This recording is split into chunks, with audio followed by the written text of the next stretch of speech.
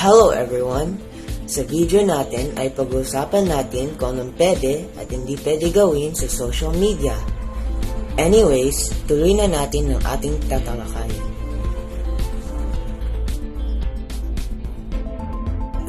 Maging maingat kapag nagbabahagi o nagbubukas ng nilalaman sa social media. Ang mga nilalaman ng social media ay maaaring mabuti o masama. Hindi lahat ng tao ay may parehong pag-uugali. Kapag nagbubukas o nagbabahagi ng nilalaman sa social media, tiyakin suriin kung may mga virus sa loob o huwag muling buksan kapag nakakita ka ng mga bagay na hindi angkop para sa kanila. Kung gagawin mo ito, tinitiyak mong ligtas sila.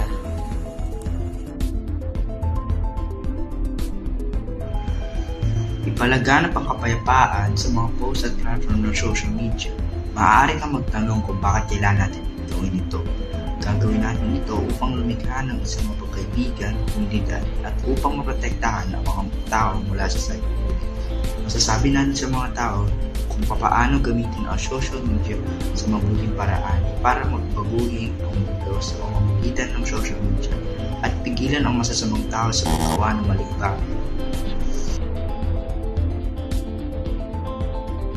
Kailangan natin mag-ingat upang maging malaya.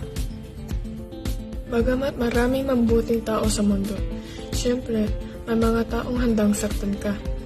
Maging matalino dahil maaari kang mapakinabangan. Dapat mag-ingat din sa mga impormasyon na kuha mo mula sa iba. Maaaring ito ay panatiko, hindi tama, at iba pa. Pagkonekta sa ibang tao online na may kaugnayan sa iyong pag-aaral o langaran ng interes. Ang pakikipag-ugnayan sa iba ay mahalaga. Maaari kang matuto mula sa iba at nakakuha ka ng pangunahing impormasyon mula sa mga individual na tao. Maaari ka rin kumonekta sa iba mula sa buong mundo. Dahil ang mga online na connection ay madali magdadala sa iyo sa mga ibang tao na hindi mula sa iyo sariling bansa. Na maganda dahil ang mga tao ay palaging malayang mahalin ang isa't isa na ibang mga lahi at etnisidad.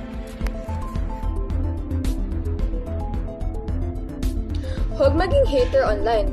Ang mga tao ay maaaring magbigay ng mga opinyon tungkol sa isang particular na paksa. Talaga, huwag maging isang hater at huwag maging isang troll. Ang pagbibigay ng masasakit na komento ay hindi magpapakita ng anumang magandang katangian mo. Higit pa dyan, ang pagiging magalang na tao online ay hindi ganun kahirap. Huwag magpakita ng masyadong maraming personal na impormasyon. Ang pagpapakita ng personal na impormasyon ay kung minsan ay lubang mapanganib dahil kahit sinong tao ay makakaalam ng higit patungkol sa iyo at sa iyong kaligtasan. Sa mga hacker at magnanakaw, kahit sino ay maaaring maging biktima ng pagnanakaw ng pagkakalilanan. Ang social media ay parehong kalamangan at kawalan. Maaari kang makipag-chat, magbahagi, mag-react sa mga nilalaman ng mga tao.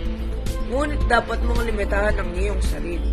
Palaging may distraction na nagpapanatili sa iyo na hindi nakatuon sa iyong pag-aaral at trabaho. Kaya laging may oras para sa lahat.